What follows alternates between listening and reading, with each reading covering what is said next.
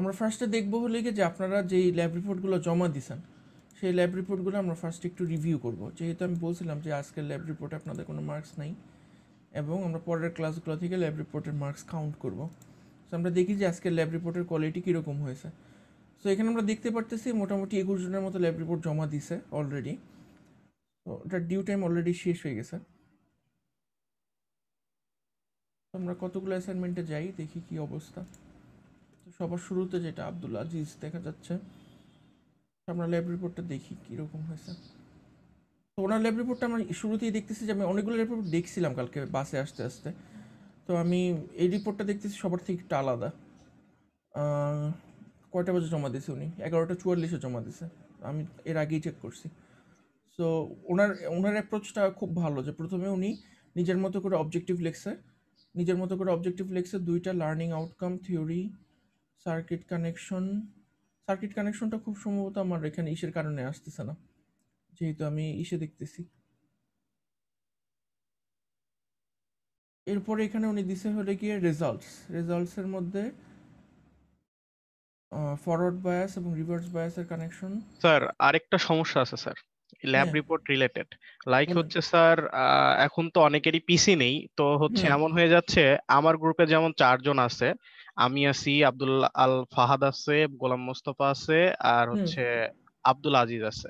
তো হুম। এখন এখানে সমস্যা হচ্ছে স্যার, ল্যাব রিপোর্ট, এই যে আপনি তো বলছেন স্যার এমএস ওয়ার্ডে করতে হবে বা হ্যাঁ, কপি পেস্ট, হুম, এখন হুম। সমস্যা হয়ে যাচ্ছে তাদের পিসি নেই।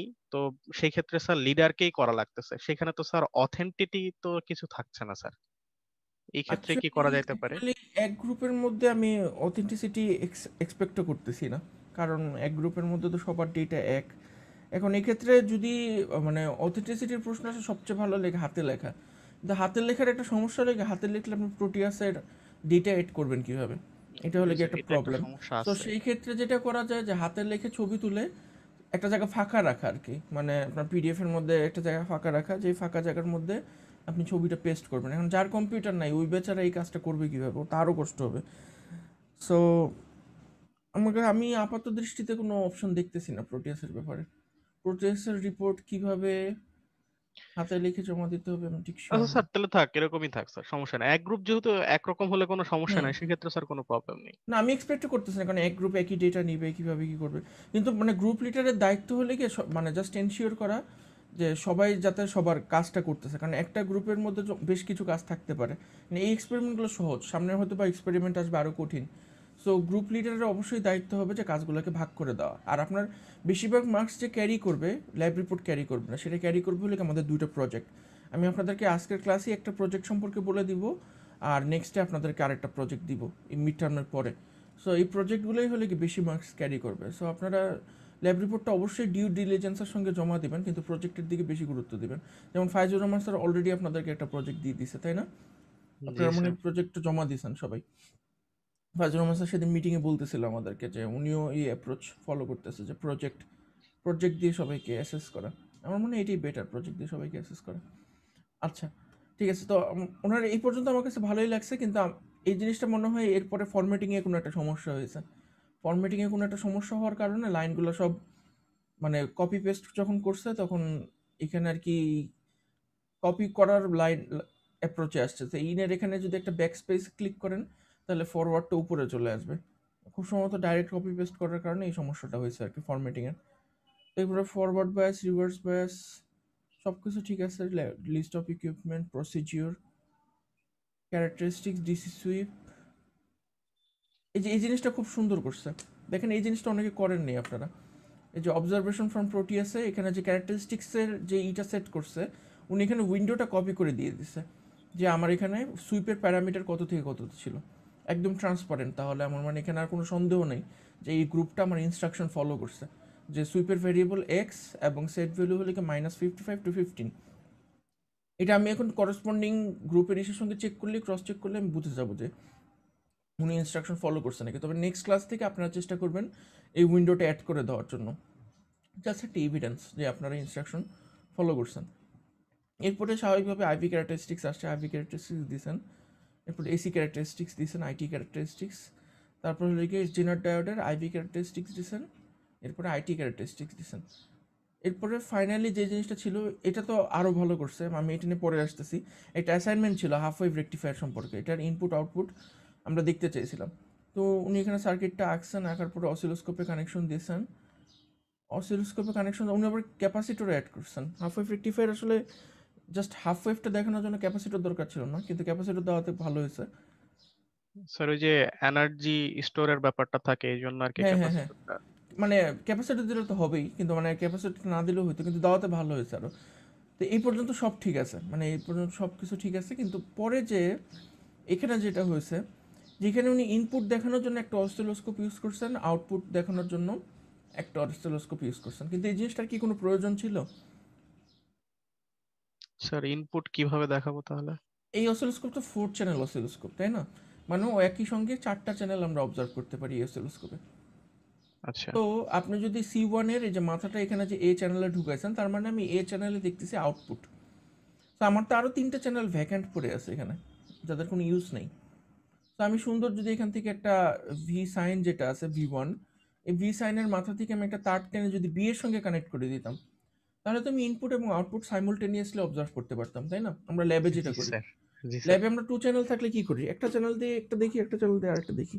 সো 4 চ্যানেল দিয়ে আমি সাইমultaneously 4টা চ্যানেল অবজার্ভ করতে পারবো। মানে আপনার যদি ইচ্ছা করে যে আমি ডায়োডের আউটপুটটা দেখবো, আপনি চাইলে ডায়োডের আউটপুটও দেখতে পারবেন। ঠিক আছে? সো আমাদের এই জিনিসটা রিডান্ডেন্সি হয়েছে।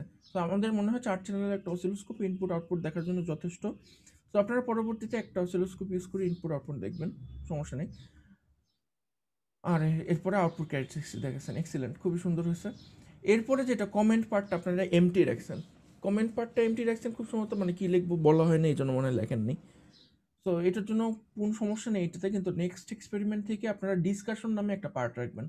অনেকেই দেখছি যে করছেন এই জিনিসটা, ডিসকাশন পার্ট রাখছেন। সো ডিসকাশন পার্টটা হলে গিয়ে আমার মতে একটা ল্যাব রিপোর্টের সবচেয়ে ইম্পর্ট্যান্ট পার্ট। ঠিক আছে? কেন ইম্পর্ট্যান্ট পার্ট, এই জিনিসটা আপনাদের প্রথম ইসে বলি নেই, কারণ প্রথম ইসে আমার কাছে কোনো রেফারেন্স ছিল না।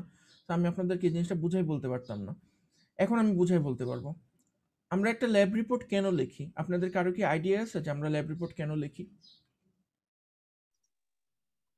স্যার টোটালটার আউটকাম বা কি বুঝলাম বা কি ফেস করছি এই ব্যাপারটা। আপনি ঠিক বলছেন, আপনার কথা একদম কারেক্ট। কিন্তু আমার কথা হলো কি, এই জিনিসটা আপনাদেরকে ট্রেনিং দেওয়া হয় কেন, মানে এত কিছু থাকতে আপনারা জানেনই যে, সবাই জানে যে আপনারা এই জিনিসটা কপি পেস্ট করবেন, ল্যাব ম্যানুয়াল থেকে কপি পেস্ট করবেন, অ্যাটলিস্ট অ্যাট এই পয়েন্ট পর্যন্ত, প্রসিডিউর পয়েন্ট পর্যন্ত তো সবাই ল্যাব কপি পেস্ট করবেন। মানে এটা ইউনিভার্সাল, এটা আপনি যে ইউনিভার্সিটিতে যান, আসানুল্লাহ যান, বুয়েট যান, যেই জায়গায় যান, সব জায়গায় এটা কপি পেস্ট করবে। এ সবাই জানে, টিচাররাও জানে, স্টুডেন্টরাও জানে, ইউনিভার্সিটি যারা কারিকুলাম যারা প্রণয়ন করে ওরাও জানে। তারপরেও কেন যুগের পর যুগ ধরে এই জিনিসটা করতে দেওয়া হয়? এটা স্যার একটা বড় প্রশ্ন আমারও জাগে স্যার মাঝে মধ্যে। কারো কাছে উত্তর নেই এটার, মানে ক্লাসের মধ্যে এখন কয়জন আছে দেখি, 18 জন আছে, 18 জনের মধ্যে কারো কাছে উত্তর নেই।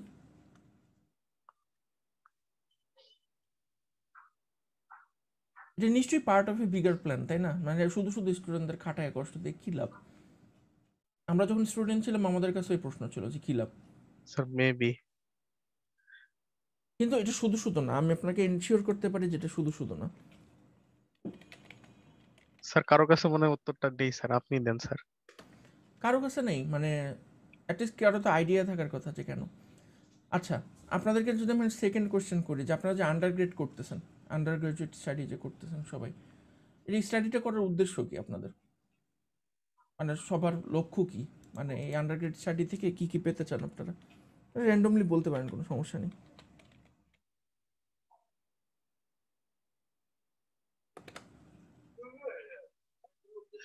আপনারা তো যেহেতু ডে ব্যাচের স্টুডেন্ট, সো আপনাদের কাছ থেকে উত্তরটা একটু অন্যরকম আসবে, স্বাভাবিক। কি মনে হয়, মানে আপনারা কেন ঢুকছেন এখানে? সবাই ঢুকে এই জন্য?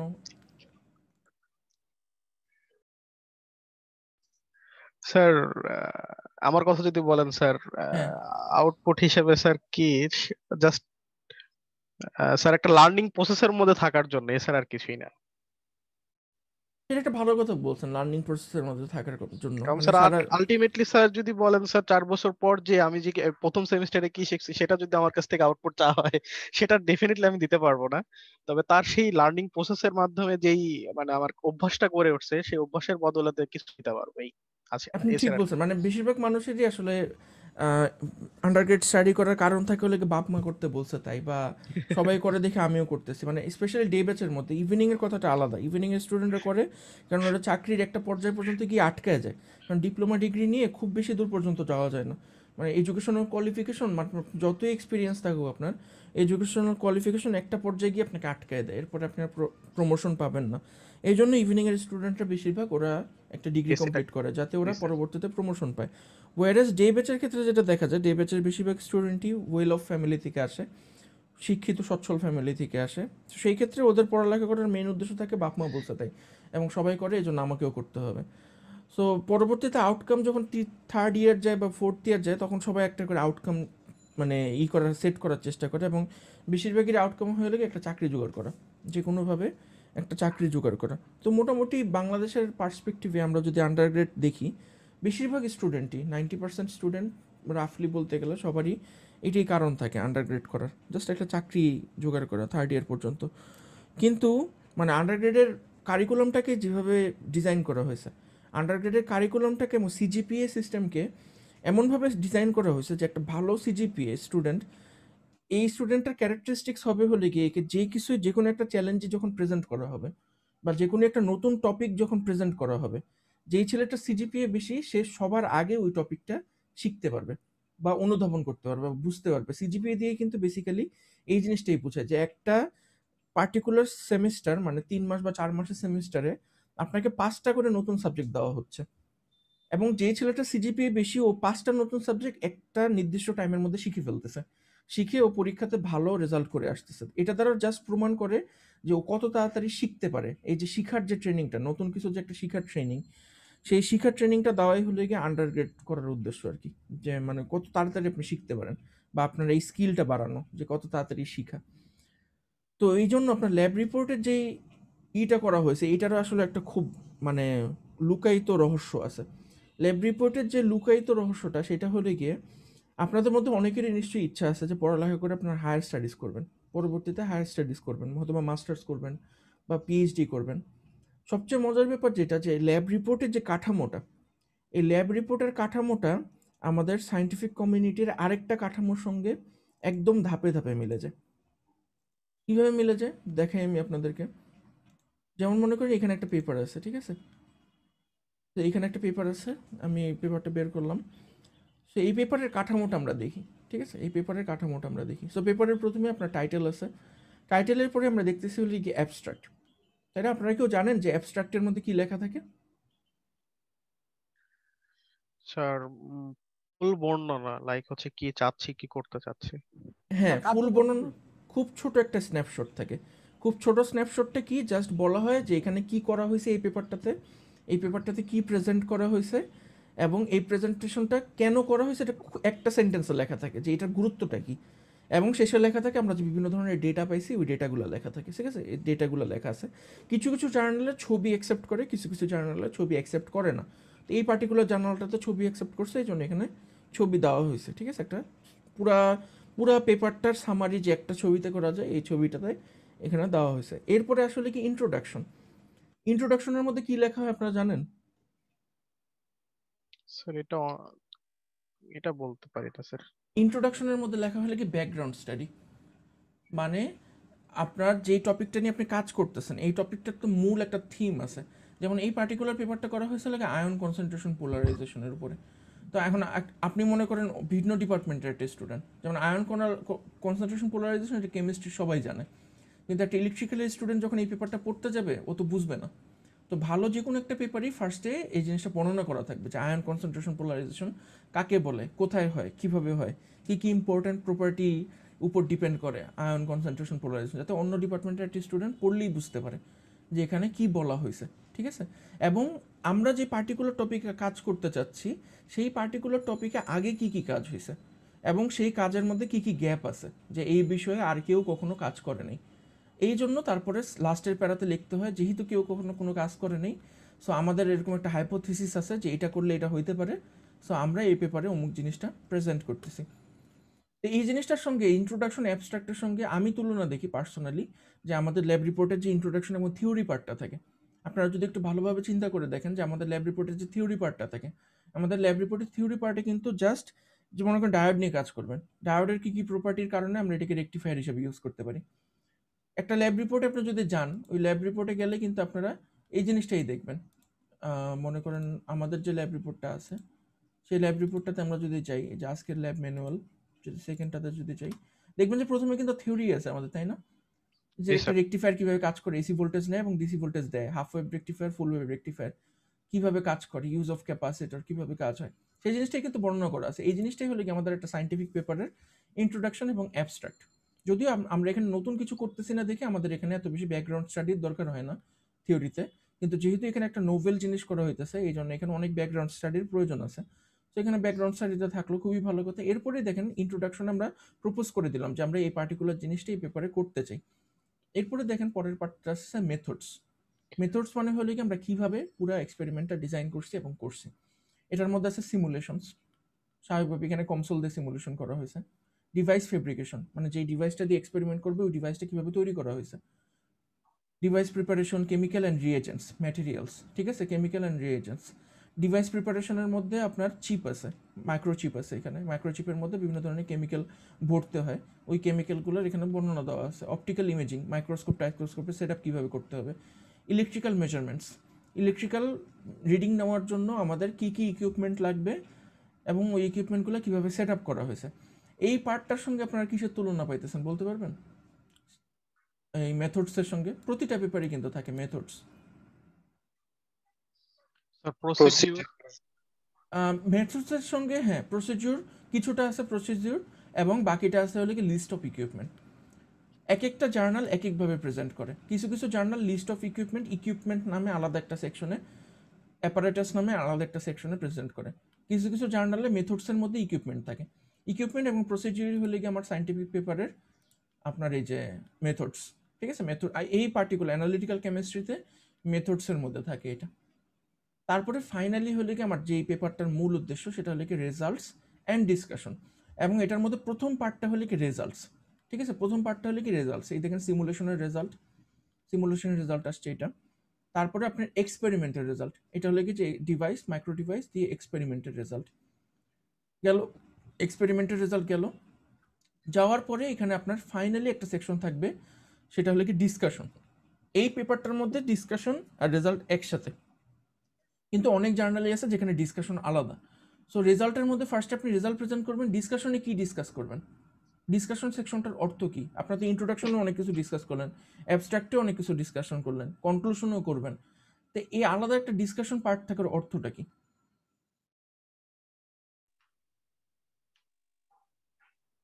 শুধু রেজাল্ট দেখালেই তো হইতো, আমার ডিসকাশনের প্রয়োজনটা কি?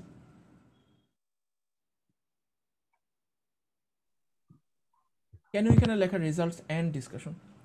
স্যার এটা একটা উদ্দেশ্য কি স্যার এই জন্য স্যার? না, উদ্দেশ্য তো আমরা বর্ণনা করেই আসছি ইন্ট্রোডাকশনে। একটা জার্নাল মানে 4 পৃষ্ঠা বা 5 পৃষ্ঠার একটা জার্নালের আপনার রিয়েল এস্টেট কিন্তু খুব প্রেশাস, মানে প্রত্যেকটা সিঙ্গেল লাইনের দাম আছে। মানে আপনি এখানে একই জিনিস দুইবার কখনো লিখতে পারবেন না, এবং রিভিউ রিভিউ সেকশনে এই জিনিসটা বাদ পড়ে যাবে যদি আপনি এক জিনিস দুইবার লেখেন। সো এখানে প্রত্যেকটা লাইন, প্রত্যেকটা প্যারাগ্রাফ লিখে প্রেশাস।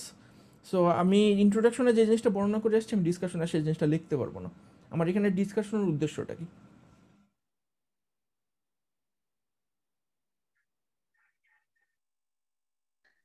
স্যার রেজাল্টে কিরকম হলো বা কোথায় কোথায় কিরকম সমস্যা হয়েছে হ্যাঁ, এগুলো আপনি একটু নিয়ে কাছাকাছি আলোচনা গেছেন। করে। রেজাল্টটা কীরকম হলো? ফার্স্ট অফ অল, রেজাল্টটা আপনার যদি আগের সবার মতনই আসতো তাহলে তো আমার শুধু শুধু কষ্ট করে 2 বছর ধরে এরকম একটা এক্সপেরিমেন্ট রান করে পেপার পাবলিশ করার কোনো দরকার ছিল না, তাই না? এই জিনিস যদি সবাই জানতোই তাহলে আমার আর জার্নালের দরকার কি, জার্নাল পেপারের দরকার কি? এই জিনিসটা দরকার এই জন্যই যেন আমি যে এক্সপেরিমেন্টটা করবো সেই এক্সপেরিমেন্টের মাধ্যমে আমি নতুন কিছু একটা উদ্ভাবন করব, নতুন কিছু একটা শিখবো, তাই না? এই জন্যই তো আমরা এক্সপেরিমেন্ট রান করি। সো প্রত্যেকটা মানুষেরই এক্সপেরিমেন্ট হলে কি ইউনিক। মনে করেন দূরের কোনো একটা ইউনিভার্সিটিতে কেউ একটা এক্সপেরিমেন্ট রান করতেছে এমআইটিতে, আরেকজন এক্সপেরিমেন্ট রান করতেছে মনে করেন ইন্ডিয়ার আইআইটিতে, তো দেখবেন যে দুইজনের একই এক্সপেরিমেন্ট রান করছে, একই জিনিস দিয়ে করছে, একই প্রসিডিউর ফলো করছে, কিন্তু দুজনের রেজাল্ট আসবে ডিফারেন্ট। নিশ্চয়ই কোনো একটা সার্কামস্টেন্সের কারণে দুজনের রেজাল্ট ডিফারেন্ট আসবে। সো আমরা ডিসকাশনের মধ্যে এই জিনিসগুলো এক্সপ্লেইন করব, কেন আমার রেজাল্টটা ইউনিক এবং কেন আমার রেজাল্টের বিভিন্ন পার্টগুলো আমার কনভেনশনাল যে নলেজ, এক্সিস্টিং যে নলেজ, এই এক্সিস্টিং নলেজ থেকে ডেভিয়েট করছে। মানে যেমন মনে করেন আমি যেহেতু এই পেপারটা জানি, সো আমি বলতে পারবো যে এখানে ঘটনাটা কি ঘটছে। এখানে ঘটনাটা যেটা ঘটছে, এখানে আইভি ক্যারেক্টারিস্টিক্সটা আসার কথা ছিল এরকম, যে একটা পর্যায় পর্যন্ত লিনিয়ার যাবে, তারপরে যে এরকম স্যাচুরেটেড হয়ে যাবে, ঠিক আছে? মানে এরকম লিনিয়ার একটা রিজিয়ন থাকবে, তারপর একটা স্যাচুরেশন রিজিয়ন থাকবে। কিন্তু এক্সপেরিমেন্ট করে ঘটনাটা দেখা গেছে কি, যে আপনার যখন ন্যানো ক্যাপিলারি সংখ্যা যখন কমে যায়, একটা যখন মাত্র ন্যানো ক্যাপিলারি থাকে, তখন এই ট্রেন্ডটাও ফলো করে না। ও এই ট্রেন্ডটা ফলো না করে অলমোস্ট লিনিয়ার ক্যারেক্টারিস্টিক্স শো করে, মানে অল দ্য ওয়ে লিনিয়ার। তো এইটা হলে কি আমার কনভেনশনাল নলেজ থেকে ডিফারেন্ট, এই জিনিসটা হওয়ার কথা ছিল না, কিন্তু এখানে হয়েছে। তো তারপরে বিভিন্ন এক্সপেরিমেন্ট করে আমাকে বলা লাগছে যে এই জিনিসটা কেন হয়েছে, যে এই জিনিসটা হওয়ার কথা ছিল না, কিন্তু এই জিনিসটা কেন হয়েছে। তো এই জিনিসটা আমরা ডিসকাশনের মধ্যে রাখি, যে আমার এই পেপারটাতে অ্যাকচুয়ালি যে জিনিসগুলো আসছে, এই জিনিসগুলো কেন আসছে। কারণ আপনি যে জিনিসটা এক্সপেরিমেন্ট করবেন, কখনো এটা থিওরির সঙ্গে মিলবে না, থিওরির থেকে একটু না একটু এদিক ওদিক থাকবে। এই যে একটু এদিক ওদিক যে কেন হইলো, এই এদিক ওদিকটা আপনাকে এক্সপ্লেইন করা লাগবে ডিসকাশন পার্টটাতে। সো ডিসকাশন পার্টটাতে কেউ যদি একবার শুধু অ্যাবস্ট্রাক্ট পড়ে, কোনো একটা পেপারের অ্যাবস্ট্রাক্ট পড়ে, রেজাল্টের কার্ভগুলো দেখে, আর শুধু ডিসকাশনটা যদি পড়ে, তাইলেই সে এই পেপারের সব কিছু জেনে ফেলবে। এবং আমরা যখন পেপার রিভিউ করি, আমরা পেপার এভাবেই রিভিউ করি, যে ও অ্যাবস্ট্রাক্টের মধ্যে কী দাবি করতেছে, ও রেজাল্টে কী কী ছবি শো করতেছে, আর ডিসকাশনে যে কীভাবে এক্সপ্লেইন করতেছে, ব্যাস ওই পেপার পড়া শেষ। কোনো কিছু যদি ইন্টারেস্টিং লাগে তাহলে আমরা ফার্দার পড়ি, কিন্তু যদি ইন্টারেস্টিং না লাগে তাহলে ওই পেপার আর পড়ি না। সো ডিসকাশন পার্টটা মানুষ আপনার পড়তে আসবে এই জন্য, যে আপনার এক্সপেরিমেন্টে কী কী ঝামেলা হয়েছে, কী কী কারণে আপনার এক্সপেরিমেন্টটা অন্যদের থেকে আলাদা হয়েছে। সো এই লম্বা লম্বা আলোচনা করার কারণটা কি? কারণটা হলো গিয়ে যে আপনারা যখন এক্সপেরিমেন্ট করবেন, এখন প্রোটিয়াসে হয়তো সবার রেজাল্ট একই আসতেছে, কিন্তু ল্যাবে যখন এক্সপেরিমেন্ট করবেন দেখবেন যে কারোর রেজাল্টই আইডিয়াল আসবে না, সবার রেজাল্টই আইডিয়াল থেকে ডেভিয়েট করবে, এবং অনেক সময় দেখা যাবে যে আপনারা নির্দিষ্ট সময়ে ল্যাবের রেজাল্ট মিলাইতে পারবেন না। তো এই যে বিভিন্ন ধরনের সমস্যায় পড়বেন, বা আপনার রেজাল্টটা যে থিওরির থেকে ডেভিয়েট করে যাচ্ছে, এই জিনিসটা আপনারা ডিসকাশনের মধ্যে ইনক্লুড করবেন। এখন এই পুরো ড্রিলটার অর্থটা কি? এই যে আপনাদেরকে যে এত কষ্টটা দিল, এত কষ্টটা দেওয়ার কারণ হলো কি আপনারা যাতে ভবিষ্যতে সায়েন্টিফিক একটা পেপার লিখতে পারেন, একটা জার্নাল পেপার যাতে লিখতে পারেন। কারণ আমরা এই মাত্রই দেখলাম যে একটা জার্নাল পেপারের যে আর্কিটেকচার এবং আপনাদের ল্যাব রিপোর্টের যে আর্কিটেকচার, এটা অ্যাজ ইট ইজ, তাই না? এবং আপনার বিদেশের যে কোনো ইউনিভার্সিটিতে যান, সেখানে আপনার যখন ল্যাব রিপোর্ট লিখবেন, আপনাকে কিন্তু একই ফরম্যাট ফলো করতে হবে। সো এই জিনিসটা হলো কি ইউনিভার্সাল, যেহেতু এটা সায়েন্টিফিক জার্নালের ফরম্যাট, এই জন্য এই জিনিসটা হলো কি ইউনিভার্সাল। সো কারো যদি ল্যাব রিপোর্ট লেখার অভিজ্ঞতা থাকে, আমি মনে করি না যে এই মানুষটা ভবিষ্যতে কখনো জার্নাল পেপার লিখতে সমস্যা হবে। আপনারা কি এখন বুঝতে পারছেন যে আমরা ল্যাব রিপোর্ট কেন লিখি? জি স্যার। তো আপনার ল্যাব রিপোর্টকে অনেক গুরুত্ব সহকারে নেবেন, যদিও কপি পেস্ট করবেন, কিন্তু এটাকে অনেক গুরুত্ব সহকারে নেবেন, কারণ এটা জাস্ট একটা ট্রেনিং, যাতে ভবিষ্যতে আপনারা এই জিনিসটা রেপ্লিকেট করতে পারেন। কারণ আমরা যখন একটা নতুন একটা এক্সপেরিমেন্ট করি, মানে যখন আপনি পিএইচডিতে যাবেন বা এমফিলে যাবেন, নতুন একটা এক্সপেরিমেন্ট করবেন, আমরা কিন্তু এক্সপেরিমেন্টে ঠিক এই প্রসিডিউরগুলো ফলো করি। যেমন মনে করেন আমরা যে 3বার 3টা করে রিডিং নিই, আমরা কেভিএল কেসিএলের যখন এক্সপেরিমেন্টগুলো করছি, আপনাদের হয়তো মনে আছে যে আমরা 3টে করে রিডিং নিই। আপনারা কি একটা করে রিডিং নিয়ে করছেন, না 3-4টা করে রিডিং আচ্ছা, নিতেন? 3-4টা, কখনো কখনো 3-4টা করে 5-6টাও রিডিং নিই। করে নিয়েছি। হ্যাঁ, আমরা যখন পিএইচডি বা এমফিল করি, আমরাও কিন্তু 3-4টা করে রিডিং নিই। 3-4টা করে রিডিং কেন নিই? যে একটা এক্সপেরিমেন্টের রিপিটেবিলিটি দেখার জন্য। যে মনে করেন পার্টিকুলার একটা এক্সপেরিমেন্ট আপনি ডিজাইন করছেন, কিন্তু এক্সপেরিমেন্টটা রিপিটেবল না। আপনি আজকে এক্সপেরিমেন্ট করতেছেন, একরকম রেজাল্ট দিতেছে, 5 মিনিট পরে করতেছেন একরকম রেজাল্ট দিতেছে, আগামীকাল করতেছেন আরেক রকম রেজাল্ট দিতেছে। ওই এক্সপেরিমেন্টের ডেটাটা কিন্তু রিলায়েবল না। সো আমরা 3-4বার এক্সপেরিমেন্টটা করি এটা রিপিটেবিলিটির জন্য, যে এই জিনিসটা কি রিপিটেবল নাকি, এবং এই রিপিটেবিলিটির ডেটাটা কিন্তু আমাদের প্রেজেন্ট করতে হয় সায়েন্টিফিক জার্নালে, কারণ রিভিউয়াররা জানতে চাবে যে এই জিনিসটা কি রিপিটেবল নাকি। আমি ওই ট্যাবটা কেটে দিলাম, কিন্তু দেখাইতে পারতাম আপনাকে যে যে কার্ভটা আঁকা হয়েছে, আইভি ক্যারেক্টারিস্টিক্সের যে আঁকা হয়েছে, ওই আইভি ক্যারেক্টারিস্টিক্সটা দেখবেন যে প্রত্যেকটা ডেটা পয়েন্টের উপরে নিচে একটা বার আছে। আপনারা কি কেউ খেয়াল করছিলেন উপরে নিচে যে একটা বার আছে? স্যার সেভাবে ডিপলি খেয়াল করা হয়নি। দাঁড়ান আমি একটু দেখাই আমি আপনাদের মনে হয় আজকে সময় নষ্ট করতেছি, কিন্তু আমার মনে হয় আজকে যে এক্সপেরিমেন্ট, সেই এক্সপেরিমেন্টের থেকে এটা জানলে হয়তো বেশি লাভ হবে। আচ্ছা আমি দেখাই কোথায় উপরে নিচে বার আছে। কি ব্যাপার, প্রফেসর কি করছে? হায় হায়,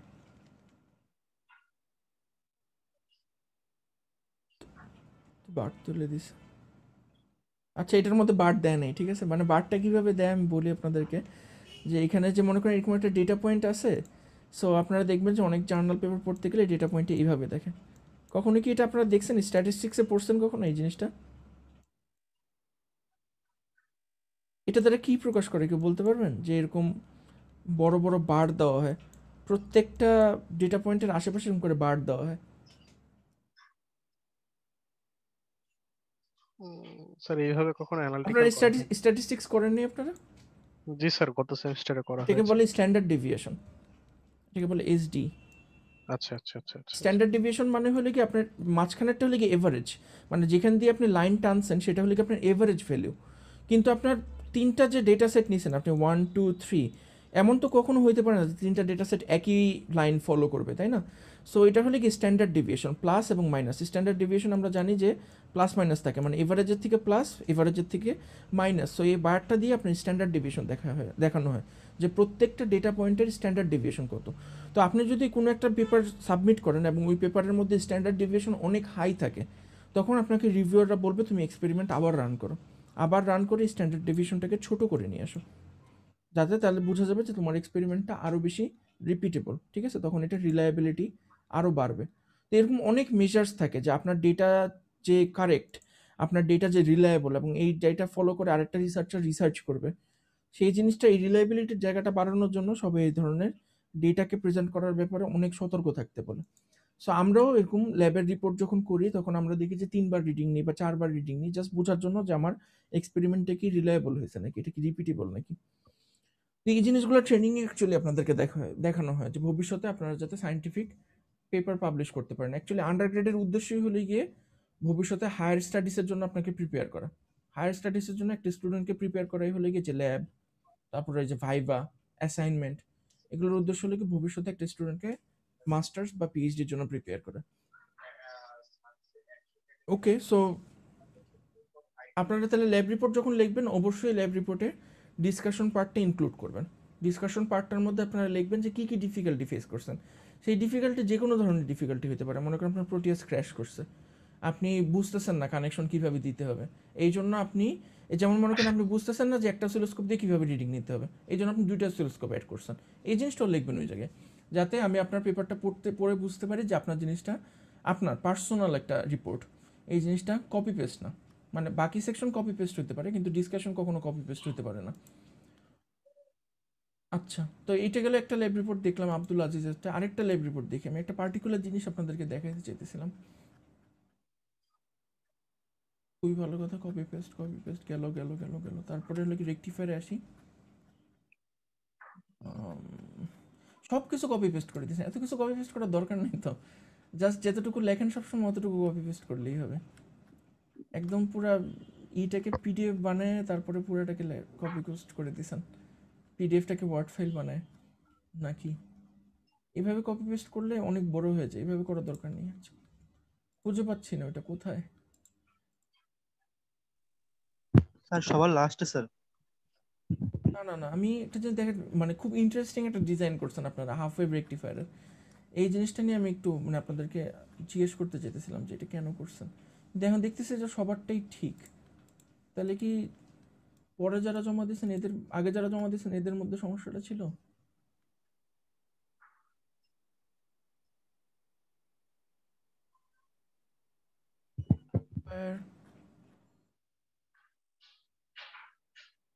না, এখন তো আর পাওয়া যাচ্ছে না। রেকটিফায়ারের মধ্যে আপনারা ট্রান্সফরমার ইউজ করছেন অনেকে, কেউ কি করছেন এখানে ট্রান্সফরমার ইউজ? স্যার ও মনে হয় পাওয়ার সাপ্লাইটা বোঝানোর জন্য ইউজ করছে। না স্যার করে নাই স্যার। এখন তো দেখতেছি কেউ নেই, কিন্তু আমি বাসে যতগুলো পড়ছি সবগুলোর মধ্যে ট্রান্সফরমার ছিল। না স্যার, আমরা তো দিইনি। তাহলে মনে হয় এটা আপনাদের সেকশন না, আরেকটা সেকশনের কথা বলতেছি মনে হয় আমি। হইতে পারে স্যার। আপনারা আপনারা ঠিক করছেন সবাই। আমি বাসে যতগুলো পড়ছি সবগুলোর মধ্যে দেখি ট্রান্সফরমার ইউজ করছে। ট্রান্সফরমার কেন ইউজ করছে আমি জিনিসটা বুঝতে পারতেছিলাম না। ঠিক আছে, তাহলে আপনাদের সবারটা ঠিক আছে। স্যার ওই যে ওরা মনে হয় যে পাওয়ার সাপ্লাইটা আমরা যখন ফিজিক্যালি করি তখন তো স্যার ট্রান্সফরমার দিয়ে দেন তখন হচ্ছে ট্রান্সফরমার, কিন্তু জি স্যার। সমস্যা কি ল্যাব রিপোর্টের মধ্যে তো ট্রান্সফরমার নেই। আমি জাস্ট ইন্টারেস্টেড ছিলাম জানার জন্য যে ট্রান্সফরমারটা কোথা থেকে পাচ্ছে। ল্যাব রিপোর্টে কি ট্রান্সফরমার আছে? না দেখি স্যার, তো, না স্যার, দেখি তো। ট্রান্সফরমার নেই না স্যার। নাই, ট্রান্সফরমার নাই তো। তো কোথা থেকে পাইছে এই জন্য আমি জানতে খুব ইন্টারেস্টেড ছিলাম। আচ্ছা, ওটা মনে হয় অন্য সেকশন। আচ্ছা, যেটাই হোক, তাহলে আজকের আপনারা তো তাহলে বুঝছেন মোটামুটি, আপনারা যেটা করছেন আপনাদের ল্যাব রিপোর্ট খুবই ভালো হয়েছে অন্যদের তুলনায়, আমার কাছে দেখে যেটা মনে হয়েছে।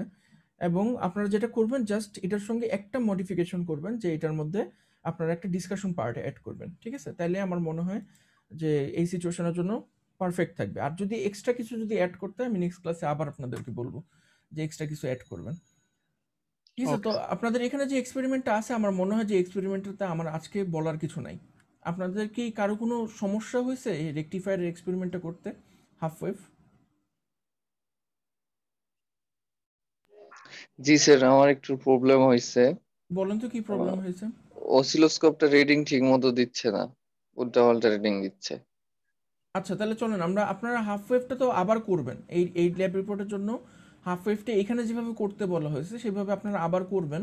আমরা ফুল ওয়েভটা আজকে চলেন দেখি, ঠিক আছে? ফুল ওয়েভটা দেখি যে করাটা কীরকম।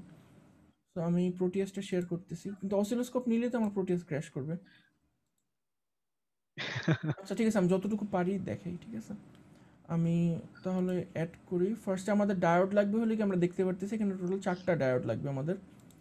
আমরা এখানে ডায়োডটা তাহলে অ্যাড করি, N4001 অ্যাড করি।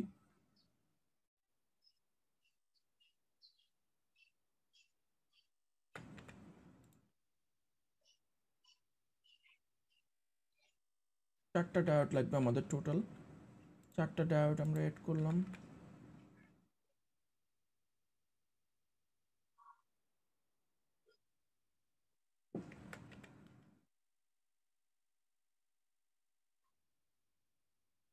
ডায়োডগুলোর সঙ্গে আমাদের একটা ব্রিজ কানেকশন করতে হবে।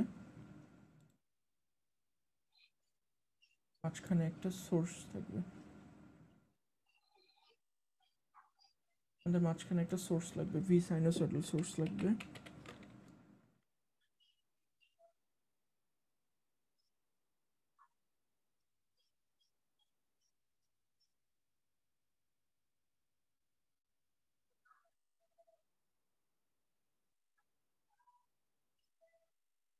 আপনারা তো একটা ক্লাসে পড়ছেন কীভাবে কাজ করে, তাই না? আমরা জি একটা স্যার সাইকেলে একটা নির্দিষ্ট পাথ ফলো করতে পারবো, আরেকটা সাইকেলে আরেকটা নির্দিষ্ট পাথ ফলো করতে পারবো, কিন্তু সবসময় শুধু একটা পাথ ওপেন থাকবে, দ্বিতীয় পাথটা অফ থাকবে।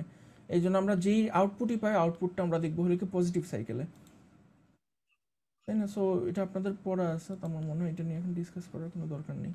আমরা জাস্ট এখানে আমাদের আরেকটা লাগবে হলে কি একটা রেজিস্টার, যেটার অ্যাক্রসে আমরা রেজাল্টটা নিব।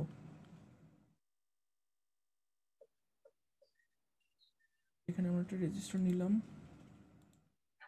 বসাইলাম। এখন আমাদের প্যারামিটারগুলো ঠিক করতে হবে। আমাদের ল্যাব রিপোর্টে কি প্যারামিটার বলছে সাইনোসয়েডাল সোর্সের?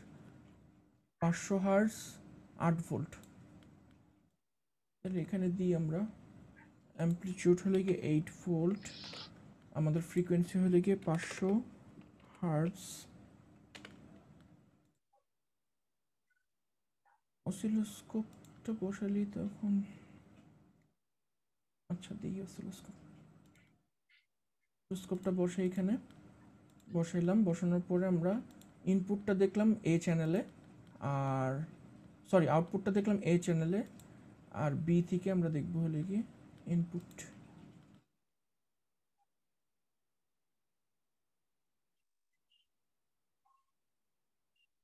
আমাদের বলেন তো পুরো সার্কিটের সমস্যা কোথায় আছে স্যার? আর ঠিকই তো আছে স্যার। স্যার গ্রাউন্ড একটা বসায়নি, ক্যাপাসিটর গ্রাউন্ড বসায়নি, সার্কিটটা ফ্লোটিং অবস্থায় আছে না। ফ্লোটিং সার্কিট ভালো না, আমাদের সার্কিটটাকে গ্রাউন্ড করতে হবে। ক্যাপাসিটর বসালে তো পুরো জিনিসটা স্মুথ হয়ে যাবে। তো ক্যাপাসিটরটা আমরা পরে বসে আগে দেখি যে এখানে মোটামুটি আমাদের রেকটিফাইড আউটপুট আসতেছে নাকি। রান করলে ক্র্যাশ করার সমস্যা থাকতে পারে। হ্যাঁ দেখতে পারতেছি মোটামুটি এই যে। আচ্ছা আমার ইনপুটের মধ্যে শুধু হাফ ওয়েভ কেন দেখাচ্ছে? ইনপুট কি হাফ ওয়েভ দেখাচ্ছে? আমার এ চ্যানেল হলো কি হলুদ, এ চ্যানেলে দেখাচ্ছে হলো আউটপুট, আর ইনপুটে আমার শুধুমাত্র হাফ অফ দ্য ওয়েভ দেখাচ্ছে। ফুল ওয়েভ দেখানোর কথা না স্যার? হ্যাঁ আমার মনে হয় গ্রাউন্ডের সমস্যা হয়েছে, কারণ গ্রাউন্ডটা দেখেন একটা ডায়োড হয়ে আসতেছে না, জি স্যার এই জন্য আমার হাফ ওয়েভটা দেখাইতেছে, বুঝতে পারছেন? হইতে পারে স্যার। কারণ অসিলোস্কোপের গ্রাউন্ড হলে গিয়ে এই গ্রাউন্ডটার সঙ্গে শর্ট। সো অসিলোস্কোপটা যে এখানকার ভোল্টেজটা মেজার করবে, স্যার গ্রাউন্ডটা মেবি স্যার এসি সোর্সের সাথে শর্ট হবে স্যার। এখানে যদি শর্ট করতাম তাহলে দেখাতে হলে ফুল ওয়েভটা, বুঝতে পারছেন? কিন্তু যেহেতু আমার গ্রাউন্ডটা এই জায়গায়, এই জন্য অসিলোস্কোপ দেখাইতেছে হলে গিয়ে হাফ ওয়েভ। কিন্তু এই গ্রাউন্ডটা ওখানে বসানো যাবে না, গ্রাউন্ডটা ওখানে বসালে ঝামেলা হবে। তারপর আমি যেটা বোঝাতে চাইতেছি ওটা দেখাই, কি বোঝাতে চাচ্ছি আমি। আর আমি যদি গ্রাউন্ডটা যদি এখানে বসাইতাম তাহলে আমার ফুল ওয়েভ দেখাইতো, দেখছেন? জি স্যার। ফুল ওয়েভ দেখাইতেছে যে, কিন্তু আমার আবার আউটপুটে তখন সমস্যা হয়ে যেতেছে, কারণ আউটপুটে শুধু half of the bridge active, বাকি অর্ধেক ব্রিজ গ্রাউন্ড হয়ে গেছে আমার। তো আমাকে ওই আগের জায়গাতেই বসাইতে হবে, কিন্তু আমি জাস্ট আপনাদের দেখানোর জন্য বসালাম যে এটা ইনপুটটা তাহলে একটু ঝামেলা দেখাবে আর কি, কারণ অসিলোস্কোপটা মেজার করতেছে হলে কি একটা ডায়োডের লুপের মধ্যে দিয়ে, এই জন্য রেজাল্ট উল্টোপাল্টা হয়ে যেতেছে। আচ্ছা ঠিক আছে, তো আমরা এখন রেজাল্টটাকে একটু মডিফাই করি। সো আমাদের দুটো চ্যানেল লাগবে না, সি আর ডি চ্যানেলের প্রয়োজন নেই, তো আমরা সি আর ডি চ্যানেলকে অফ করে দিই। বি অফ করে দিছি আমি, সি আর ডি অফ করে দিই, অফ করে দিলাম। আচ্ছা, আপনারা আউটপুট যখন দেখেন তখন কি আপনারা এসিতে দেখেন নাকি ডিসিতে দেখেন? স্যার আউটপুট তো ডিসিতে দেখবো, ব্রিজ সবসময় রেক্টিফায়ার। ডিসিতে দেখবেন, এসিতে দেখলে সমস্যা কি? স্যার এখানে তো এসি দিচ্ছে না, সমস্যা। আপনার আনসার ভুল। কেউ কি বলতে পারবেন যে আমরা কেন কখনো অসিলোস্কোপে এসিতে দেখি না? অসিলোস্কোপে কিন্তু আমরা জেনারেলি রিয়েল লাইফে কখনো এসিতে দেখি না, খুব রেয়ারলি দেখি। কেন দেখি না এসিতে? স্যার এসিতে শুধু এসি অবজেক্টটা দেখায়, আর ডিসিতে DC coupling AC plus DC দুইটাই দেখাইতে পারে। এক্স্যাক্টলি, ডিসিতে এসি প্লাস ডিসি দুটোই দেখাতে পারে, আর এসিতে শুধুমাত্র এসি পার্টটা দেখে আর ডিসি অফসেট ফিল্টার আউট করে দেয়, বুঝতে পারছেন? সো অনেক সময় দেখা যায় যে আমরা ডিসি অফসেট থাকলে ওই জিনিসটা দেখতে পারি না, কিন্তু মোড এখানে দেওয়া আছে এসিতে, তো আপনারা অনেক হয়রান হয়ে যান যে কোথায় সমস্যা কোথায় সমস্যা। অ্যাকচুয়ালি জাস্ট এখানে আমরা কোন মোডে দিছি এটাতে হলে গিয়ে সমস্যা। সো ল্যাবেও এই সমস্যাটা হয়, প্রোটিয়াসেও এই সমস্যাটা হবে। সো আপনারা সবসময় ডিসিতে রাখবেন, ডিসি মোডে রাখবেন, ঠিক আছে? তো ডিসি মোডে রাখলে আমরা ডিসি অফসেটটাও দেখতে পারবো। তো ফার্স্টে আমরা গ্রাউন্ড করে জিনিসটাকে একটা সুইটেবল পজিশনে আনি, এটাকে একটু নিচে নিয়ে যাই, এখানে রাখলাম, আর হলুদটাকে এখানে রাখলাম। তো এটা হলো আমার বেস, আমি দুটো এখানে অন করে দিই ডিসি।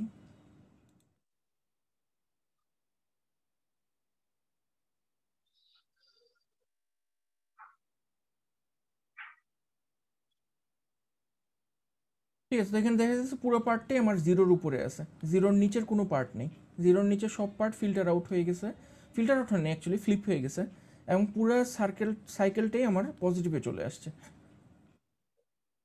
ঠিক আছে, এখন আমরা যদি এটার সঙ্গে সিম্পলি একটা ক্যাপাসিটর অ্যাড করে দিই, তাহলে এটার চেষ্টা করবে ক্যাপাসিটরটা একটা লেভেল ধরে রাখার চেষ্টা করবে, যেটার ফলশ্রুতিতে আমরা অলমোস্ট একটা ডিসি সিগন্যাল পাবো। এখানে মোটামুটি ভালোভাবে আমার আসছে, সিগন্যালটা আসছে। এখন কারো কি অসিলোস্কোপে সমস্যা হয়েছে? বলতে চাইছিলেন যে কি জানি রিডিং নিতে সমস্যা হয়েছে?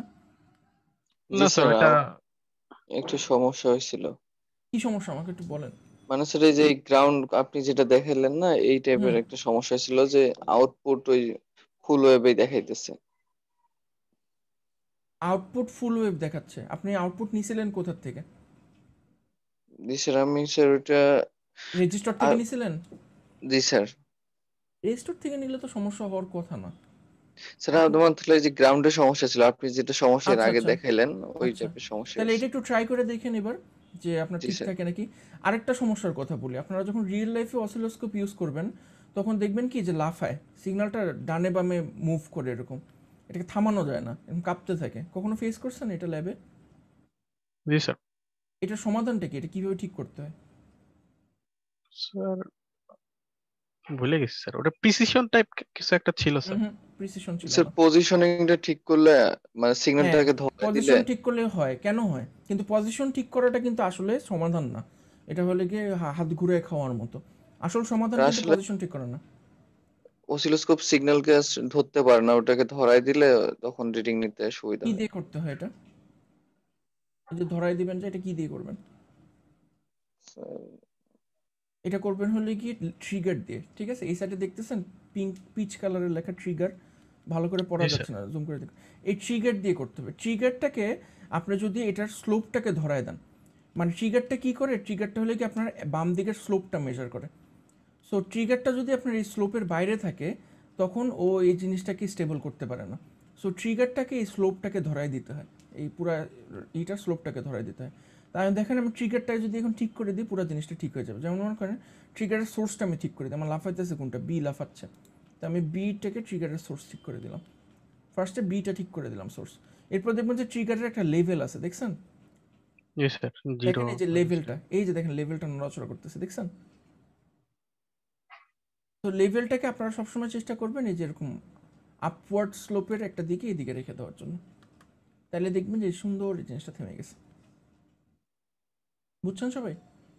Okay sir. আপনাদের তাহলে স্ক্রিনশট নিতেও সুবিধা হবে এবং রিয়েল লাইফে এটা কাজে আসবে। ট্রিগারিং এর প্রসেসটা খুবই ইন্টারেস্টিং। আপনারা যদি কেউ অনলাইনে আপনাদের ইচ্ছা থাকে ইউটিউব থেকে বা অনলাইন থেকে জেনে নিন যে ট্রিগারিংটা কীভাবে কাজ করে। খুবই ইন্টারেস্টিং এটা, এবং এটা জানলে ভবিষ্যতে মানুষকে বলতে পারবেন আর কি। আমি ভুলে গেছি এই মুহূর্তে। সো ট্রিগারিংয়ের পুরো সার্কিটরি ইন্টারনেটে আছে, আপনারা ওখান থেকে চাইলে পড়ে নিতে পারেন। সো ট্রিগার দিয়ে আমরা জিনিসটাকে স্টেবল করবো, তারপর এখান থেকে একটা ছবি নিয়ে অ্যাড করে দেবেন। এটি আমাদের এক্সপেরিমেন্ট। সো এক্সপেরিমেন্টের লেটার পার্টে কি আমাদেরকে বলছে যে ক্যাপাসিটর অ্যাড করতে হবে? না, এটা হলো কি অ্যাসাইনমেন্ট। অ্যাসাইনমেন্টটা হলে গিয়ে একটা ক্যাপাসিটর অ্যাড করে এটার থেকে আমরা ডিসি তৈরি করব। মানে এই পুরো জিনিসটা আপনারা করবেন, এটা হলে কি আপনাদের 2 নম্বর টাস্ক। 1 নম্বর টাস্ক হলে গিয়ে হাফ ওয়েভ রেকটিফায়ার তৈরি করা, 2 নম্বর টাস্ক হলে গিয়ে ফুল ওয়েভ রেকটিফায়ার তৈরি করা, 3 নম্বর টাস্ক হলে গিয়ে একটা ক্যাপাসিটর ইউজ করে ফুল ওয়েভ রেকটিফায়ারের যে আউটপুট সেটার থেকে অলমোস্ট একটা ডিসি আউটপুট নিয়ে যাওয়া।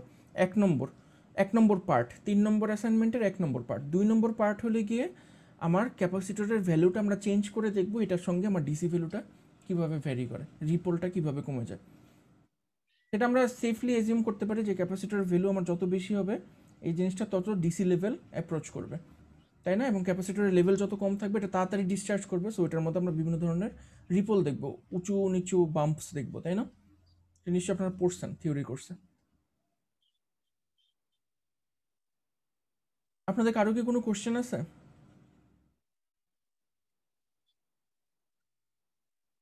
হাফ ওয়েভ রেকটিফায়ার বা ফুল ওয়েভ রেকটিফায়ার নিয়ে?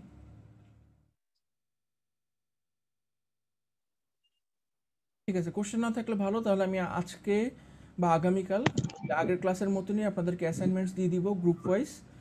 আপনাদের যদি কোনো সমস্যা হয় অবশ্যই আমার সঙ্গে কন্ট্যাক্ট করবেন বা ক্লাসরুমে পোস্ট করবেন, ঠিক আছে? আচ্ছা স্যার, আমার একটা কথা ছিল স্যার। বলেন। স্যার, আমি আনফরচুনেটলি সেকেন্ড ক্লাসে ছিলাম না। হুম এখন দেখলাম যে গুগল ক্লাসরুমে কোনো গ্রুপের লিস্টে আমি নাই। দেন আমি স্যার সিআর কে বলে হুম একটা গ্রুপে অ্যাড হয়েছি। এখনো মেবি অ্যাড মানে আমার নামটা অ্যাড হয় নাই। আপনার কি ল্যাপটপ মানে আছে? জি স্যার, আমার কম্পিউটার আছে। সিআর মনে হয় বলেছিল লিডারের সাথে কথা বলে অ্যাড হয়ে গেলেই হবে, আমার লিস্টে নাম তোমার আছে। আচ্ছা না না, ওটা তো আছে, আমি অ্যাডও হয়েছি। এখন রিপোর্টও দিছি স্যার ওইভাবে। আচ্ছা, এখন ঠিক স্যার আছে। মানে যাতে পরে যাতে সমস্যা না হয় এই না জন্য না, পরে বললাম। আর সমস্যা হবে না, আমি জাস্ট লিস্টটাই ফলো করবো। তবে আমার কাছে যেটা দেখে মনে হয়েছে যে আপনাদের গ্রুপগুলো একটু বড় হয়ে গেছে, গ্রুপগুলো আরেকটু ছোট হলে ভালো হতো। স্যার অ্যাকচুয়ালি হয়েছে স্যার, আমি 2 সপ্তাহ যাবত স্যার আমি আপনাকে মেলও করেছিলাম স্যার এই বিষয়ে হ্যাঁ একটা, আপনি মনে হয় পেয়েছেন।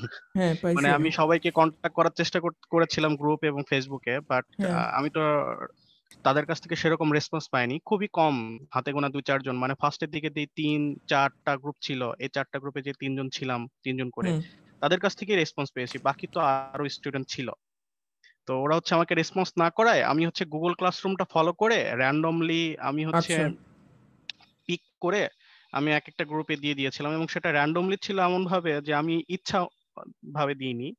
আমি হচ্ছে লাইক যে আমরা ছোটবেলায় স্যার হচ্ছে কাগজে নাম লিখে খেলতাম না, ওভাবে আমি তাদেরকে দিয়েছি। আচ্ছা।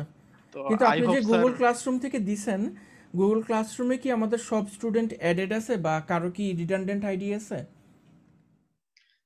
স্যার এই ক্ষেত্রে একটা সমস্যা হয়েছে, এই যে রায়হানা আক্তার স্মৃতি, উনি আমাদের এখানে অ্যাড আছে কিন্তু আমাদের এই সেকশনে না, D2 সেকশনে। আচ্ছা আচ্ছা এছাড়া আমি আর এখনো পাইনি স্যার। আচ্ছা, ঠিক আছে, স্যার আপাতত আমার, তাহলে চলুক। আমি এই জি উইকের স্যার, ল্যাব লিস্টে রিপোর্টে আপডেটেড দেখি আছে। সবাই তো আপনারা ল্যাব রিপোর্টে আপনাদের গ্রুপ নাম্বার নিশ্চয়ই উল্লেখ করছেন। সো আমি গ্রুপের সঙ্গে মিলায় মিলায় যখন আমি দেখবো, আমি যদি কোনো প্রবলেম পাই তাহলে আমরা নেক্সট থেকে আবার মডিফাই করব, সমস্যা নেই, আমাদের তো অনেকগুলো এক্সপেরিমেন্ট আছে সামনে। আমি একটু দেখি যে সবাই কি জি স্যার। গ্রুপ নাম্বার উল্লেখ করছেন নাকি আপনারা। আসসালামু আলাইকুম স্যার। হ্যাঁ, ওয়ালাইকুম আসসালাম। হ্যাঁ, করছেন না? স্যার আমি স্যারে বলছিলাম স্যার, এই গুগল ক্লাসরুমে স্যার আমার আইডিটা স্যার 1 শুধু লেখা হয় নাই, আমার আইডি হলো এটা আমার 19100101, লিস্টে ঠিক আছে, কিন্তু পরে ওখানে স্যারের শুধু কাছে 1 দিয়ে একটা দেওয়া হবে। বাদ আছে। আচ্ছা, ঠিক আছে, আপনি সিআর এর সঙ্গে ও কন্ট্যাক্ট করুন, কোনো আচ্ছা, ঠিক সমস্যা নেই। আছে তোমাল, থ্যাংক ইউ। এখন আসি হলে গিয়ে আপনাদের প্রজেক্টের ব্যাপারে, ঠিক আছে? আপনাদেরকে ফার্স্ট যে প্রজেক্টটা দিব, সেই প্রজেক্টটা আমার পার্সোনালি খুব মানে কাজে আসবে যদি আপনারা এই জিনিসটা করতে পারেন। তো আপনাদের এই প্রজেক্টটার ফার্স্ট হলে গিয়ে যে আপনারা একটা প্রি অ্যাম্প্লিফায়ার ডিজাইন করবেন। আপনারা একটা মাইক্রোফোনের জন্য একটা প্রি অ্যাম্প্লিফায়ার ডিজাইন করবেন। আপনারা কেউ কি জানেন প্রি অ্যাম্প্লিফায়ার কাকে বলে? স্যার নেগেটিভ ফিডব্যাক সার্কিট যেগুলো ইউজ করা হয় সেক্ষেত্রে যে ওটা তো না না না, প্রিঅ্যাম্পলিফায়ার। প্রি অ্যাম্প্লিফায়ার বলেন, আমি বলি। মাইক্রোফোন হলে কি দুই ধরনের আছে, ঠিক আছে? আমরা মোটামুটি যত ধরনের মাইক্রোফোন ইউজ করি, মনে করেন গান বাজনা করার জন্য মোবাইলে সব জায়গায় তো মাইক্রোফোন আছে। সো মাইক্রোফোন আমরা দুই ধরনের ইউজ করি মোটামুটি, আরও অনেক ধরনের আছে, মেইনলি আমরা দুই ধরনের মাইক্রোফোন ইউজ করি। এক ধরনের মাইক্রোফোনের নাম হলে গিয়ে কন্ডেন্সার মাইক্রোফোন, আরেকটার নাম হলে গিয়ে ডাইনামিক মাইক্রোফোন। আপনারা কি কখনো নাম শুনছেন কন্ডেন্সার এবং ডাইনামিক মাইক্রোফোনের? না স্যার। কন্ডেন্সার মাইক্রোফোন হলে কি সবচেয়ে কমন। কন্ডেন্সার মাইক্রোফোন আপনার মোবাইলের মধ্যে থাকে, আপনার হেডফোনের মধ্যে থাকে, ইভেন আমরা কম্পিউটারের জন্য যে কম দামি মাইক্রোফোনগুলোকে নিই, এগুলি বেশিরভাগই আপনার কন্ডেন্সার মাইক্রোফোন থাকে। ল্যাপটপের মধ্যে মাইক্রোফোনে কন্ডেন্সার মাইক্রোফোন। কন্ডেন্সার মাইক্রোফোন হলে কি বেসিক্যালি একটা ক্যাপাসিটর, জাস্ট একটা ক্যাপাসিটরটাকে দুই পাশে হাই ভোল্টেজ দিয়ে রাখা হয়, প্রায় 48-50 ভোল্টের মতো হাই ভোল্টেজ দিয়ে রাখা হয়। আপনি যখন এই কথা বলেন, কথা বলার কারণে ওই ক্যাপাসিটেন্সটা চেঞ্জ হয়। জাস্ট আমার টাচ স্ক্রিনটা যেভাবে কাজ করে, মোবাইলের টাচ স্ক্রিনও কিন্তু ক্যাপাসিটিভ। আপনারা নিশ্চয়ই জানেন যে এটা ক্যাপাসিটরের লেয়ার, জাস্ট ক্যাপাসিটরের লেয়ার। তো এই মাইক্রোফোনটাও জাস্ট একটা ক্যাপাসিটর। সো আপনি যখন কথা বলেন ওটার ক্যাপাসিটেন্স চেঞ্জ হয়, এই ক্যাপাসিটেন্সের উপর ডিপেন্ড করে ভোল্টেজ ড্রপটা চেঞ্জ হয়, ওখান থেকে আমরা মেজার করতে পারি, সাউন্ড ওয়েভটা মেজার করতে পারি। এটা হলো কি এক ধরনের মাইক্রোফোন, এবং এই মাইক্রোফোনগুলো অত্যন্ত সেন্সিটিভ। আপনি দেখবেন যে আমি এখন একটা কন্ডেন্সার মাইক্রোফোনে কথা বলতেছি, এবং আমার বাসায় যে ফ্যান চলতেছে, আপনারা হয়তো আমার কথার মাঝে মাঝে ফ্যানের আওয়াজটা শুনতে পারতেছেন। আমি জানি না জি ফ্যানের স্যার, আওয়াজ শোনা কি যায় আসতেছে? মাঝে মধ্যে। কিন্তু আমি গত ক্লাস আমি নিছি কোনো ডাইনামিক মাইক্রোফোনে। ডাইনামিক মাইক্রোফোনে আপনার আশেপাশে মানে কেয়ামত হয়ে যায়, আপনি ডাইনামিক মাইক্রোফোনে শুধুমাত্র আমার ভয়েস বাদে আর কোনো কিছু শুনবেন না, ঠিক আছে? সো ক্যাপাসিটিভ মাইক্রোফোন যেটা কন্ডেন্সার মাইক্রোফোন, এটা অনেক সেন্সিটিভ, আশেপাশে সব আওয়াজ পিক করে। আরেকটা মাইক্রোফোন আছে আমাদের, যেটার নাম হলো কি ডাইনামিক মাইক্রোফোন। ডাইনামিক মাইক্রোফোনটা কি? ডাইনামিক মাইক্রোফোনটা হলো কি আপনার, আমি যদি একটা হোয়াইট বোর্ডে আপনাকে দেখাই, ডাইনামিক মাইক্রোফোন হলে কি জাস্ট একটা সলিনয়েড, এরকম একটা ইলেকট্রোম্যাগনেটিক কয়েল থাকে। এই কয়েলের মধ্যে একটা মুভেবল শ্যাফটের মতো থাকে, একটা শ্যাফটের মতো থাকে। তো এটা একটা ক্যাপসুলের মধ্যে থাকে, ঠিক আছে? এরকম একটা ক্যাপসুলের মধ্যে একটা ইলেকট্রোম্যাগনেটিক কয়েল, আর এটার মাঝখানে একটা শ্যাফট থাকে। এটার পরে আপনার এরকম গোল একটা মাইক দেখবেন, যে স্টেজের মধ্যে যে মাইকগুলো ইউজ করা হয়, এরকম ছিদ্র ছিদ্র ছিদ্র থাকে, গোল একটা বলের মতো সিলভার কালারের ক্যাপ পরানো থাকে, হাত দিয়ে ধরে যে কথা বলে মাইক্রোফোনগুলো আপনারা নিশ্চয়ই দেখছেন বক্তৃতা দেওয়ার সময় বা গান গাওয়ার সময় স্টেজে এই মাইক্রোফোনগুলো ইউজ করে। এগুলি হলো কি আপনার ডাইনামিক জি স্যার, মাইক্রোফোন। পাবলিক অ্যাড্রেস সিস্টেমে। কেন পাবলিক অ্যাড্রেস সিস্টেমে এই মাইক্রোফোন ইউজ করা হয়? কারণ এই মাইক্রোফোন শুধুমাত্র এই দিকে যেই সাউন্ডটা আসতেছে, মানে ওর দিকে ডাইরেক্ট করা হইতেছে যে সাউন্ডটা, এই সাউন্ডটা বাদে আশেপাশের কোনো সাউন্ড পিক করে না, এই আশেপাশের কোনো সাউন্ড আর পিক করে না। এই মাইক্রোফোনটা কিভাবে কাজ করা হয়? এই মাইক্রোফোনটা কাজ করে এই উপর থেকে যে সাউন্ডটা আসতেছে, এই সাউন্ডের প্রেসারে এই মাঝখানের যে আর্মেচারটা, মাঝখানের যে আপনার শ্যাফটটা, এই শ্যাফটটা উপরে নিচে ভাইব্রেট করে। বুঝতেই পারতেছেন যে এই জিনিসটা যদি স্প্রিংয়ের মধ্যে এরকম সাসপেন্ডেড অবস্থায় থাকে, আপনার যদি এখান থেকে একটা সাউন্ড আসলে এটা অবশ্যই উপরে নিচে ভাইব্রেট করবে সাউন্ডের প্রেসারের সাথে সাথে, তাই না? এটার কারণে তখন এখানে একটা ভোল্টেজ লেভেলে চেঞ্জ হয়, সরি আমি ভুল বলছি, এখানে একটা ভোল্টেজ উৎপন্ন হয়। একটা ম্যাগনেটিক ফিল্ডের মধ্যে আপনার যদি এরকম একটা কন্ডাক্টর মুভ করে, ওখানে আপনার একটা ইএমএফ তৈরি হবে না, ফ্যারাডেস ল অফ ইন্ডাকশন অনুযায়ী। তো ওই ইএমএফটা জি থেকে স্যার। আমি ডাইনামিক মাইকটার আউটপুট বুঝতে পারি। সো কন্ডেন্সার মাইক্রোফোন এবং ডাইনামিক মাইক্রোফোনের ফিলোসফি কিন্তু পুরোপুরি ডিফারেন্ট, দুইটার ফিলোসফির মধ্যে কোনো মিল নেই। তো এই ডাইনামিক মাইকের সমস্যা কি হয়? ডাইনামিক মাইকের সুবিধাটা ফার্স্টে বলি। সুবিধা হলে গিয়ে এটা খুব ভালো নয়েজ রিজেক্ট করতে পারে। মানে শুধুমাত্র আপনার যে কথা বলতেছে এর কথা বাদে আশেপাশে, মনে করেন আমি যখন ডাইনামিক মাইকে আপনাদের ক্লাস নিই, তখন আমি কিন্তু আপনার হেডফোন পরি না কোনো, আমি পিছনে আমার স্পিকার দিয়ে আপনাদের আওয়াজ শুনি। মানে এই সাইডে আমার স্পিকার আছে একটা, এই স্পিকার দিয়ে আপনাদের কথা আমি শুনতেছি, আর এখান দিয়ে আমি কথা বলতেছি। কিন্তু নর্মালি আমরা যদি ক্যাপাসিটিভ মাইক্রে যদি এই কাজটা করি তাহলে কি সমস্যা হবে, এখানে একটা ফিডব্যাক লুপ তৈরি হবে, তাই না? মানে এই স্পিকারের কথা আমার এই মাইক্রোফোনের ভিতর দিয়ে ঢুকবে, ঢুকে আবার আপনাদের কাছে যাবে, আবার ওই জিনিসটা আবার এখানে দিয়ে স্পিকার দিয়ে ঢুকবে, এখানে একটা ফিডব্যাক লুপ তৈরি হবে। তাহলে তখন একটু চি করে একটা সাউন্ড শুনতে পারবেন, তাই না? নিশ্চয়ই জানেন আপনারা জিনিসটা, স্পিকার সিস্টেমে এরকম চি করে একটা হাই ফ্রিকোয়েন্সি সাউন্ড জি স্যার। ফিডব্যাক লুপের কারণে।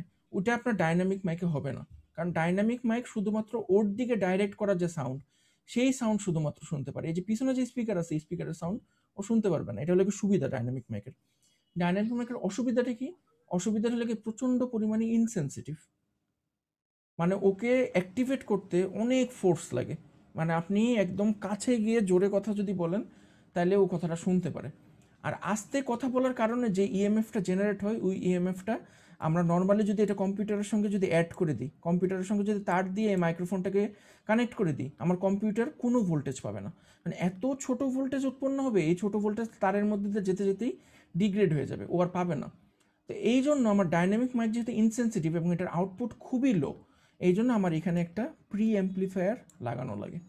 এটা আমি যখন কম্পিউটারে নিব, ওই কম্পিউটারে নেওয়ার আগে আমার এখানে একটা প্রি অ্যাম্প্লিফায়ার লাগানো লাগে, যাতে আমার এখান থেকে যে সিগন্যালটা তৈরি হতেছে এই সিগন্যালটাকে আমি অ্যাম্প্লিফাই করে তারপর কম্পিউটারে নিব, যাতে আমার লোয়ার লেভেলের যে সাউন্ডগুলো আছে সেই সাউন্ডগুলো যাতে আমার কম্পিউটার পিক করতে পারে।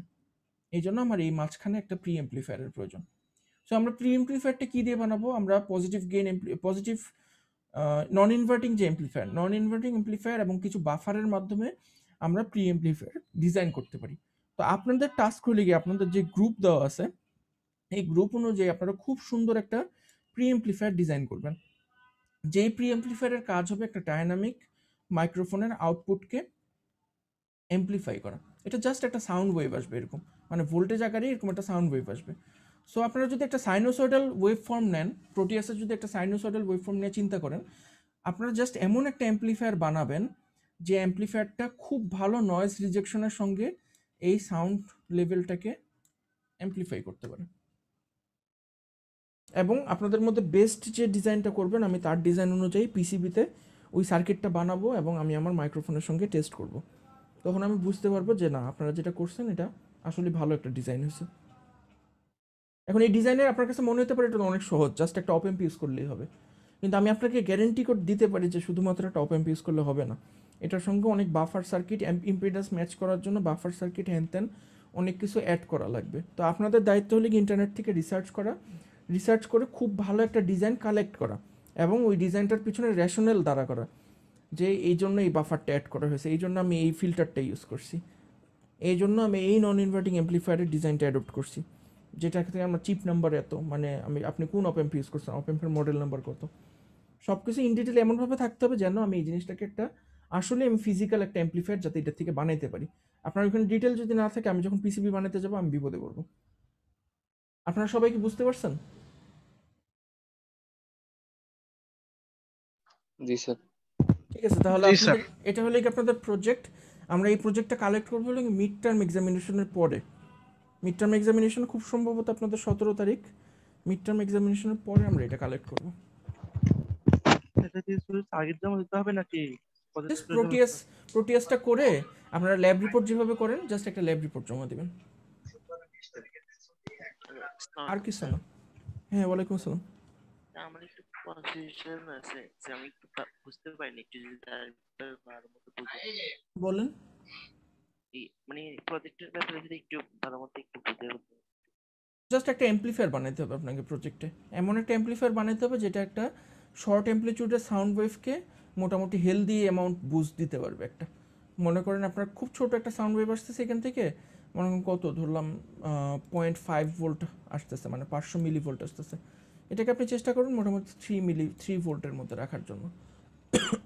এরকম একটা অ্যাম্প্লিফায়ার বানাবেন, কিন্তু এই অ্যাম্প্লিফায়ারটা ডিজাইন করা হবে স্পেসিফিক্যালি সাউন্ড ওয়েভের জন্য। সো আপনাকে চিন্তা করতে হবে আশেপাশ থেকে বিভিন্ন ধরনের নয়েজ আসবে, ইলেকট্রোম্যাগনেটিক ইন্টারফারেন্সের কারণে নয়েজ আসবে, তারপরে আপনার মনে করেন যে পাওয়ার লাইন আছে 50 হার্টজের পাওয়ার লাইনের কারণে নয়েজ আসবে। এখন আপনি যদি এখানে অ্যাপ্রোপ্রিয়েট ফিল্টার যদি না ইউজ করেন তাহলে আপনার যে নয়েজগুলো আছে এই নয়েজগুলোও কিন্তু অ্যাম্প্লিফাই হবে। নয়েজগুলো যদি অ্যাম্প্লিফাই হয় তাহলে আপনার আউটপুট ভালো আসবে না, তখন নয়েজি একটা আউটপুট আসবে। কারণ আপনি যখন এখানে গেইন করবেন, সবসময় মনে রাখবেন যে আমরা যখন একটা অ্যাম্পলিফায়ার বানাই একটা নির্দিষ্ট গেইন অ্যাপ্লাই করি কোনো একটা সিগন্যালটা যখন যেমন বৃদ্ধি পায় এটার সাথে সাথে অ্যাসোসিয়েটেড যে নয়েজগুলো আছে এই নয়েজগুলোও কিন্তু সমান তালে বৃদ্ধি পাবে। এটা নিশ্চয়ই আপনারা জানেন, তাই না? জি স্যার, নয়েজও বৃদ্ধি পাবে, নয়েজও বৃদ্ধি পাবে। সো আপনাকে অবশ্যই মাথায় রাখতে হবে যে আমি এমনভাবে অ্যাম্পলিফায়ারটা ডিজাইন করব যাতে এটার মধ্যে আউটপুটটা নয়েজ ফ্রি হয়। যাতে আপনারা যদি জাস্ট একটা নন ইনভার্টিং অ্যাম্পলিফায়ার দিয়ে দিলেন আর কাজ হয়ে গেল, ব্যাপারটা কিন্তু এত সহজ না।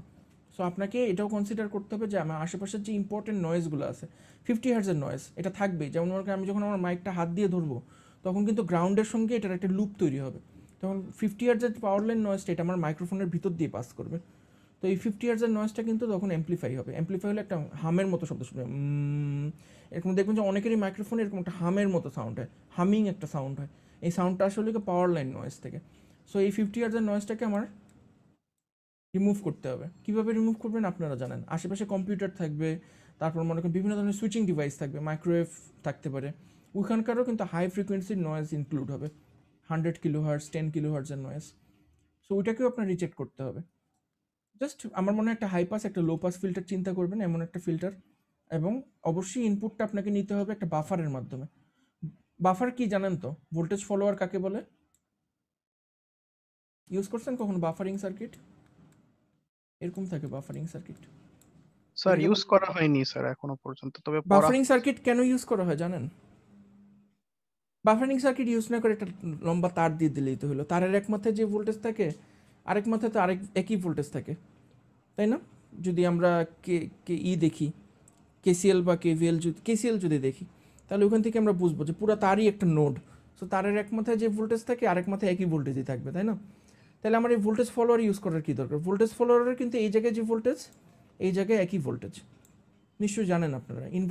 ইনভার্টিং যে ইটা আছে জাস্ট মাইনাস হয়ে যাবে, এখানে 5 ভোল্ট থাকলে ওখানে -5 ভোল্ট হয়ে যাবে, ভোল্টেজ লেভেল একই থাকবে। কেন ইউজ করা হয় এই জিনিসটা আপনাদেরকে জানতে হবে। হচ্ছে নেগেটিভ ইয়ে আসে, তো নেগেটিভ আসে তো আপনি আরেকটা বাফার লাগাই দিলেন, পজিটিভ হয়ে গেল, সমস্যা কি? জি স্যার। বা আপনি একটা ইনভার্টিং অ্যাম্পলিফায়ার ইউজ করেন, বাফার দিয়ে যদি আপনি একটা ইনভার্টিং অ্যাম্পলিফায়ার ইউজ করেন তাহলে তো এই নেগেটিভ আর ইনভার্টিং এর নেগেটিভ মিলে কাটাকাটি হয়ে পজিটিভ হয়ে যাবে, তাই না? বাফারটা ইউজ করা লাগে, কিন্তু কেন লাগে আপনাকে অবশ্যই অডিও অ্যাম্পলিফায়ার বানানোর সময় জানা লাগবে যে বাফার আমরা কেন ইউজ করি। জাস্ট তার দিলেই তো হইতো, বাফার কেন ইউজ করা লাগে, কিন্তু বাফার আপনাকে ইউজ করা লাগবে। সো এইটা জানলে আমার মনে হয় আপনার প্র্যাকটিক্যাল অনেকগুলো নলেজ গ্যাদার করতে পারবেন। সরি, যে বাফারিং সার্কিট কেন লাগে, আমার অ্যাম্পলিফিকেশনের সময় কী কী কনসিডারেশন করা লাগে। তারপরে আমরা সবার সামনে এটা লাইভ ডেমনস্ট্রেশন করব, দেখবো যে এই জিনিসটা কেমন হয়েছে আপনাদের। অনেক সময় আছে, এরপরে যদি কোনো কোশ্চেন থাকে আপনারা পরবর্তীতে আমাকে কোশ্চেন করেন। আপনারা সবাই কি আপনাদের রোল দিয়েছেন এখানে, আইডি?